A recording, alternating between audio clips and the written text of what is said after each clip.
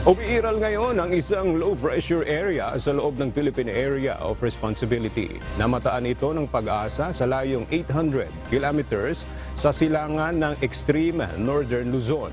Ayon sa Pag-asa, posibleng malusaw din ito sa mga susunod na araw.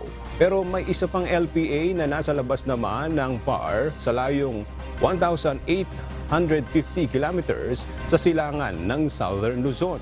May posibilidad naman na lumakas ito at maging isang bagyo. Kung papasok ito sa PAR, ay papangalan ng Jenny na siya pang-10 bagyo ngayong 2023. Base sa pagtaya ng Pag-asa, makararanas ngayong araw ng kalat-kalat na pag-ulan ang Visayas, Zamboanga Peninsula, Northern Mindanao, Caraga at Davao Region. Ito ay dahil sa trough o buntot ng LPA.